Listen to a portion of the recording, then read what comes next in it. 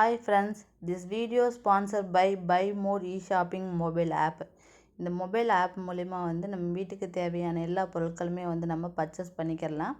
உங்களுக்கு விருப்பம் அப்படின்னா என்னுடைய டிஸ்கிரிப்ஷனில் இந்த பை மோடுக்கான லிங்க் கொடுத்துருக்கேன். நீங்களும் அது மூலிமா டவுன்லோட் பண்ணி நீங்கள் பர்ச்சேஸ் பண்ணிக்கலாம்.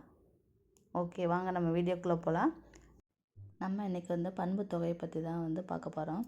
6th to 10th வரை இருக்கக்கூடிய புக்கில் இருக்கக்கூடிய பண்பு தொகைகளில் தான் நான் இன்றைக்கி ஃபுல்லாக இதில் கொடுத்துருக்கேன். இது காம்படேட்டிவ் எக்ஸாம் எழுதுறவங்களுக்கு ரொம்பவே யூஸ்ஃபுல்லாக இருக்கும். பண்பு தொகைனா என்னென்னு பார்க்கலாம்.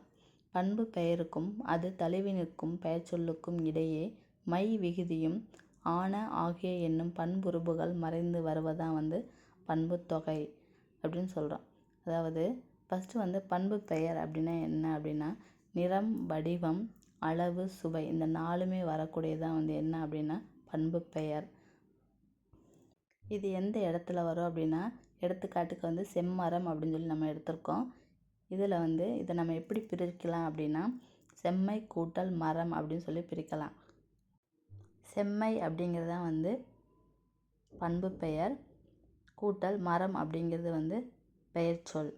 இப்போ செம்மை அப்படிங்கிறது நிறம், வடிவம், அளவு, சுவை அப்படிங்கிற இந்த 4 தன்மையில் ஏதாவது ஒரு தன்மை கொடுத்துருந்தாங்க அப்படின்னா அதுதான் பண்பு பெயர்.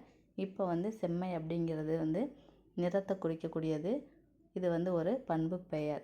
இதில் மை அப்படிங்கிற விகுதி மறைஞ்சு வரனால இதை நம்ம பண்பு தொகை அப்படின்னு சொல்கிறோம். செம்மை கூட்டல் மரம், செம்மரம் அப்படிங்கிறது ஒரு பண்பு தொகை.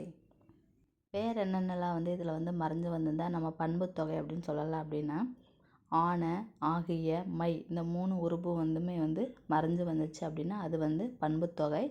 எடுத்துக்காட்டுக்கு வெண்ணிலவு. இதை நம்ம எப்படி சொல்லலாம் அப்படின்னா வெண்மையான நிலவு.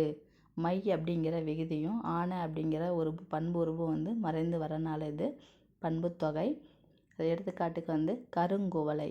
கருங்குவளை அப்படின்னு சொல்லி நம்ம எடுத்திருக்கோம். இதை எப்படி சொல்லலாம் அப்படின்னா கருமை ஆகிய குவளை. மை அப்படிங்கிற விகுதியும் ஆகிய அப்படிங்கிற பண்பு உறுப்பு மறைந்து வரனால இது பண்பு தொகை.